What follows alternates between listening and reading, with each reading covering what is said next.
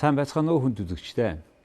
Өнөөдөр манай de facto нэвтрүүлгийн зочноор Японы Токио хотын Seikei их сургуулийн профессор ноён Hirono Ryokuchi оролцож байна. Hirono Ryokuchi бизнес худалдаа санхүүгээр мэргэжсэн Япон профессор. Профессор Hirono Ryokuchi Монгол улсад 1990-с 2000 онуудад макро эдийн засгийн зөвлөгөө өгч байсан бөгөөд чөлөөт эдийн засгийн талаарх ойлголтыг монголчуудад анхлан өгсөн хүмүүсийн нэг юм. Нэгдсэн үндэсний байгууллага ОИСК гэх мэт олон улсын томоохон байгууллагуудад ажиллахын хажуугаар дэлхийн олон их сургуульд багшилж байсан профессор ажээ. Одоогоор ядуурлыг бууруулах, байгаль орчны хамгаалал, Япон улс ба олон улсын байгууллагуудын гүйцэтгэх үүргийн талаар голчлон судалж байна. Good evening. Good evening. Hirono-san, you are very familiar with Mongolia from your early 90s series of lecture about market economy, which was very key, useful for that time reformers at the early age of our transition from socialism to market economy. Sure. And now we have a chance to talk about the achievements or results we have gone through for last And some of 25 the difficulties years. also. Also difficulties, challenges as you wish. Yeah. This year you are visiting second times. I think you have some observations already about pros and cons of that historic transition. Please share with us. Yeah. Okay, you know, back in 1990, I was fortunate to come to Mongolia at the request of Japanese government and Mongolian government. And we've formulated a very interesting group called Mongolian Development Policy Support Group, both in Japan and also in Ulaanbaatar. And this group worked very hard, about 10 years, from 1990 to 2000. And we have made a number of proposals, recommendations to Mongolian government, as well as to Japanese government, because Japanese government was supposed to help Mongolia in transition to market economy. Certainly, Mongolia is a country which, of course, is way out as far as we are concerned, But we consider Mongolia a very strategic partner to Japan, and certainly for this reason, my government has decided to help in any way possible Mongolia. Now, when I first came in 1990, the concept of market itself was non-existent. Nobody knew what is the market, Exactly. And so therefore, I had to give a talk for 8 weeks. Remember. Yeah. And really starting with the concept of market, market economy, demand supply, capital, labor, productivity, all kinds of things anyway. And as a result of that, I think there was an opportunity for me to speak in front of state television, at that time state television, Mongolian television. Yes. And we had a wonderful discussion. And in fact, later, as you know, the video was taken. Yes. And that video was shown for a long time on Friday, I understand, in Ulaanbaatar. Yes. Okay. That's why you are familiar to every household that time. Every night you were with Mr. Batbold, who now later became you an officer in New York. That's right. And so you two were very kind of key persons on market economy. I remember. And in fact, he followed me UNDP because I was the deputy head of UNDP, and he later came to UNDP also. I see. Okay. Anyway, and so I think his help was a great deal because the concept market was rather difficult for people to understand. But he was, since he was a good translator, he did a good job on this. At any rate, let me put it this way. The first 3 years was a very difficult time, from 1990 to 1993. Yes. Because transition to market economy means that in every other former socialist economy, you found that there was a sudden decline in revenue. and yet expenditure is so large. So how to balance revenue and expenditure, you know? And so what was really important for us to recommend to Mongolian government some kind of shock therapy, because you need shock therapy at that time in order to really balance. But you cannot increase revenue, and therefore you have to reduce expenditure. Tell us about the shock therapy, because now later on people were saying it was good, it was not, it was right, not wrong. So what is your take on that? Why you say it was that shock therapy important? Well, to us, you see, if you cannot sustain fiscal deficit forever, then there must be some decision made by the government that you must try to bring balance, in terms of fiscal revenue and expenditure. Since the same is happening now. Same is happening now. No, yes, indeed. But it was 1990 you are talking about, 25 years ago. Yes. And so we had to reduce expenditure. And of course, this is a big shock to Mongolian people. It was. Because it was a tremendous shock, because a lot of unemployment took place. And some of the public service, which used to be done by the government, had to be privatized. And so particularly the sectors such as social sector, education, health, they are the sector which suffered most, in setback. But then we were discussing, I say we, I mean the Mongolian and Japanese together, okay? Yes. Because it's a Mongolian development policy supported by Japanese and by Mongolian. Therefore, it's not the Japanese only, okay? So what we had to do was really to see to it that shock therapy for 2 or 3 years should bring about a better future for all Mongolians to enjoy. So this was on the purpose designed program, right? So what was the backbone of this program? Okay. Backbone is very simple. Since revenue could not be increased, expenditure had to be reduced. However, what is really important, that the people would be willing to undergo that kind of setback, as long as the future holds better for them. So to us, what is really important was that to promise to the people of Mongolia that the future is better than today, and therefore let's try our best, to sustain ourselves. Was it difficult to convince people? Yeah, but I think there was a demonstration against it. There are a lot of the protests also. And there are a lot of these things, dissatisfaction at the time also. But we had to go through this, because otherwise it's very difficult. It's all like a standby credit by IMF, Yes. But anyway, this is what we did. All right. And for the first 3 years, it was very difficult. But once we went through, then we are able to stabilize both revenue and expenditure. Yes. So you cut the expenses in a shocky way. And then what was the point where you started to receive more revenue? And Very from simple. when? And from what? The first proposal we made, which Mongolian government accepted, fully. I was very fortunate, because at that time I think it was a party called People Revolutionary Party, I think at that time.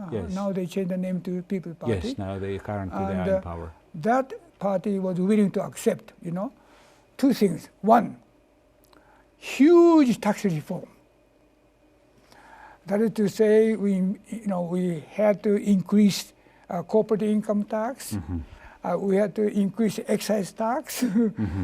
We had to also increase, value-added tax, and we had to increase this and that. So all the tax, reform had to be oriented toward increase. However, what we did was very interesting. While we did, on the average, increase our tax rates, everything else, and tax revenue, but at the same time, we decided to really soften the bottom side. That is to say, the lower income people would pay less tax. Higher income people pay more tax. So it's a progressive taxation. I think that was a concept which is very much well taken at that time by Mongolia. So revenue, of course, as compared to 1990, revenue went down, of course, tremendously, but it became stable. Revenue is stable, and as revenue became stable, expenditure, since it had been cut down already, so it was balanced. So from 1994 to year 2000, it was completely Yet we balanced. had inflation, Yeah. we had a tremendous Yeah. devaluation of tugriks. Indeed, at that. So how have you dealt Well, with that? Devaluation of Tugruk was important because we felt that one thing Mongolia ought to be doing was to reduce imports at that time. And then also at the same time to increase exports. And devaluation is just to do that, right? Export expansion on the one hand, on the other import reduction. So the import-export balance, that was very important for external balances for Mongolia, as well as internal balance, fiscal balance, between revenue and expenditure. So I think between 1994 to 2000, I think it was very stable.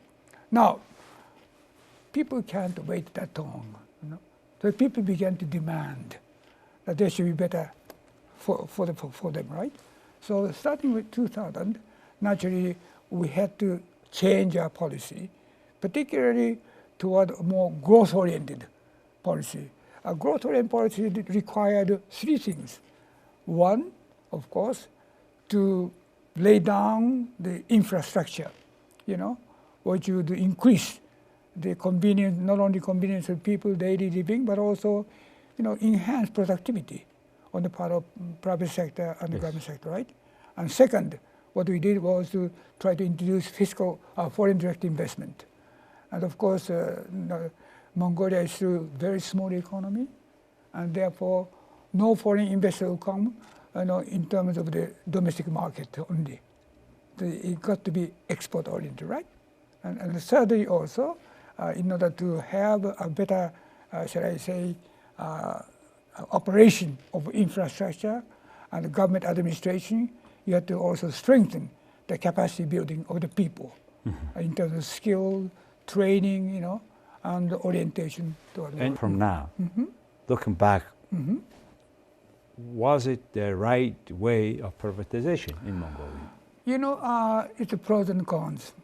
And let me say, the positive side of the privatization was this, that is to say, instead of completely privatize, from a state enterprise to complete private ownership, what the government did was to incorporate state corporations so they can issue shares. This way, still its ownership belongs to the state, but running is done by the private sector, right?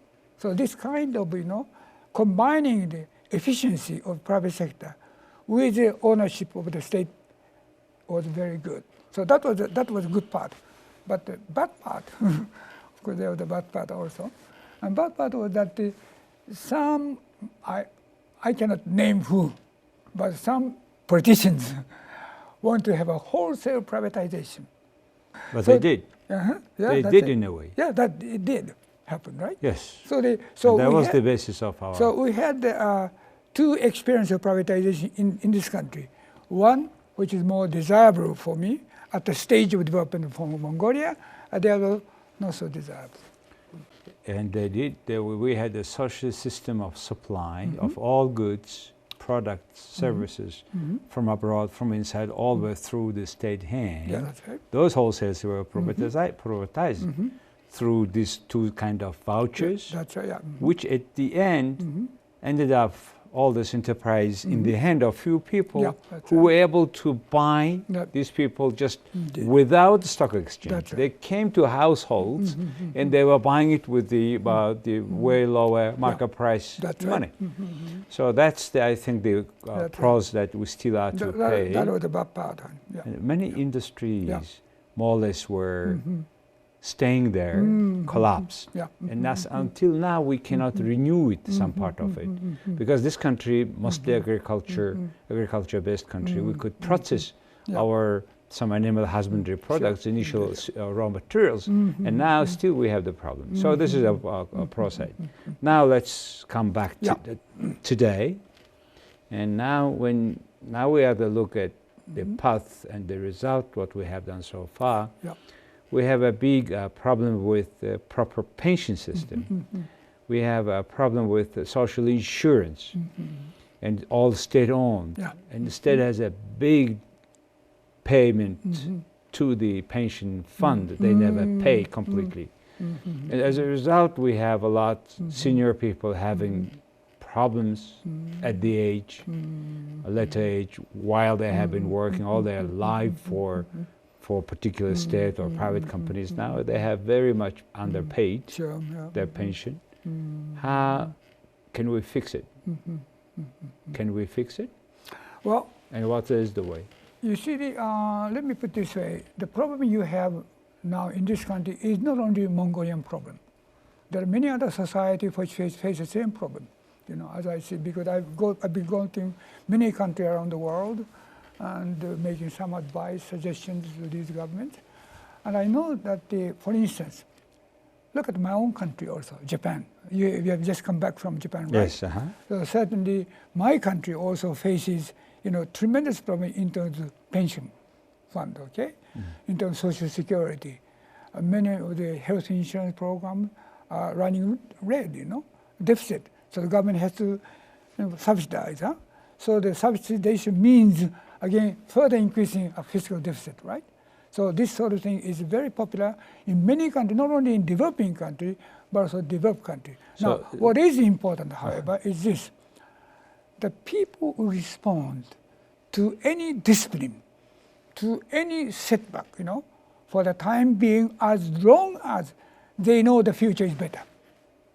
So to me, it's very important in Mongolia at the moment is to really to do whatever reform you have to do, whether it's fiscal reform, whether it's the government the administration reform, or whether it's let's say the other reform, the education, whatever it is, you have to go through that kind of reform like we used to do back in early 90s, and then try to do that reform effectively and efficiently, under the monitoring by the people, by the civil society groups like NGOs, and so that we would be able to have not only the better future, which can be seen by the people, but at the same time, it to be implemented the way it should be implemented. I think this is one of the problems we have in all over the world now. Well, our problem is exaggerated also, or it's grown also because our quality of the governance, quality of... We call governance. Yeah, as you have just now said, because the lack of monitoring by civic society, we have a huge government inefficiency, which is used by wrong-minded, ill-minded politicians who are misusing public funds. So how to stop that circle of corruption? Well, let me just go back a little bit.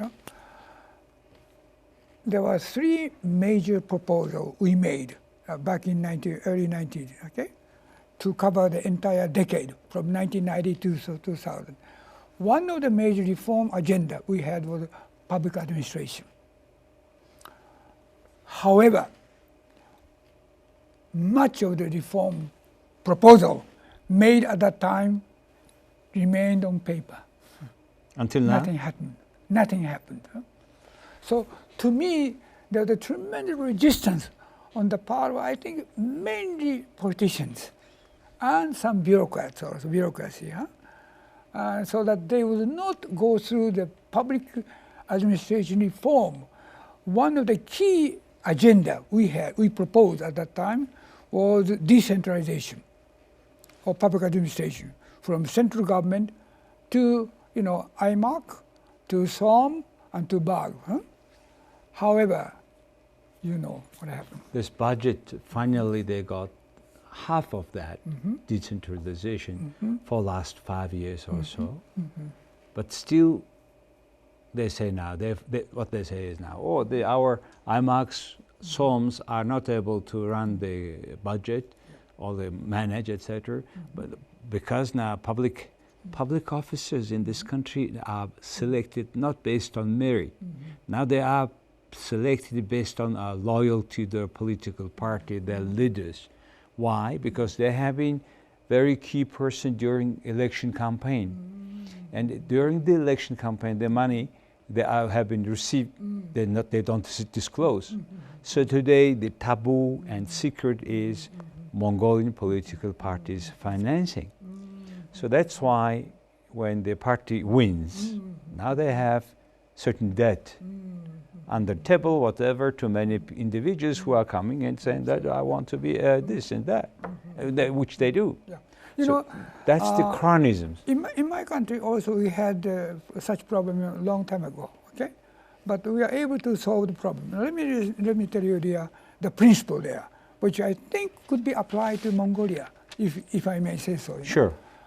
We call it TAPPEES, TAPPEES, okay? T stands for transparency, A stands for accountability, and the first P stands participatory planning, and the second P is partnership for implementation, okay? And E stands for equity, and then second, empowerment, because in any place there are always people who need empowerment, okay? Yes. And third E is efficiency, because budget is all limited. You've got to be efficient, And finally, final E is effectiveness. That is, means have to be effective for the objective set forth, right? And final S is sustainability, economic, social, environmental, and also we emphasize cultural sustainability. You need a partnership. Nowadays, you cannot do just private sector alone cannot. Yes. You got to have partners between private sector, government, could be central and local, and also NGO, civil society groups. Yes. Everything. And equity, I emphasize because this is our country's experience. Let me be very frank about it. Before the war, my country was dominated by the big business group. Okay. After the war, we demolished all these diverse groups. Okay, and we try to introduce competition. Now, competition is the key to any progress, right? Okay, but in order to have a good competition, you need rule of law. You need a good rule and rule of law. It's very important, and also people will respond to incentive. But at the same time, the most important incentive is equity.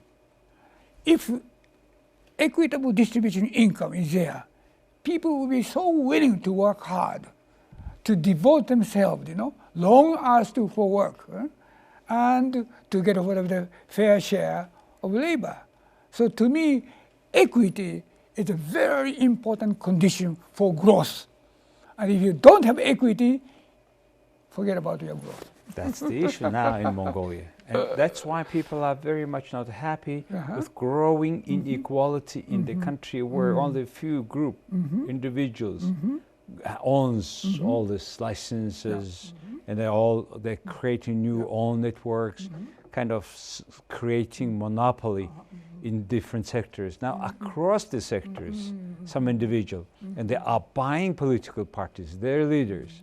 So where can we stop, cut that chain, versus chain? Well, it's quite interesting. For instance, JICA, Japan International Cooperation Agency, has a training program for roughly about 6,000 public officials from developing countries every year, right? And I'm teaching in this, JICA program for the last, I don't know, God knows what, so many years. And one of the key concerns of these participants coming from developing countries is exactly this point, as you said, okay? They are now saddled with all kinds of problems, but most of the problems are due to lack of equity, inequitable distribution income, without being paid fair share and so forth, right? So to me, what is really important to be any country to have a sustained economic growth, also better standard of living for everybody in the country, you really need to have three things. One, of course, in terms of assets, in terms of income, in terms of consumption.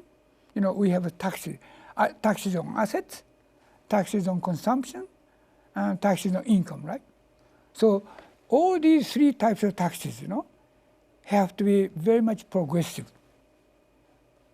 So the people, richer people will pay higher taxes, the lower income people will pay lower taxes, okay? So what is the concept then? If this rich guy is paying 100 times more, because it has 100 times more income, why he should pay even more? Why? That's right. So what is really important, let the rich people pay higher consumption tax, and let the lower people pay no consumption tax on certain essential goods, like food, shelter, and things of this sort. So you got to differentiate, that kind of thing.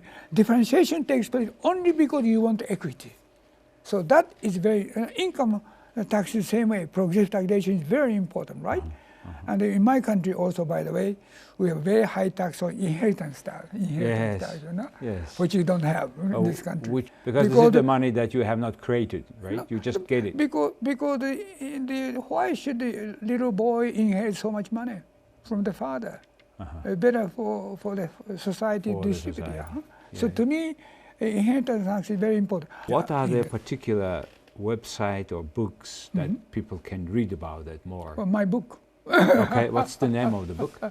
Yes, my book I wrote way back 1980, and it's called, the title is Economic Growth and Structural Change. Economic Growth and Structural Change in Post-war Japan. And the strategic and that discusses structural. All kinds of public policy, agenda. Okay, and so you think that is still valid? Yeah, that's right. Great. Final, we have a few minutes. I would like to ask, as an old friend, about you yourself. How old are you now? How old are you now? Oh my God, I don't want to tell you, but you want to be told, really? Yes. I'm just about 85. Why I'm asking you, I'm sorry, a little bit cross-bordering a bit. Now, I'm just always wondering how in Japan people living longer but still very active like you. Do you feel any... Very simple. Many people ask me the same question, in Japan too. So I tell, the best way to survive in good health for a long time is to have mission. If you have a mission to fulfill in society, then you can live long and in good health. What is your mission? Better world.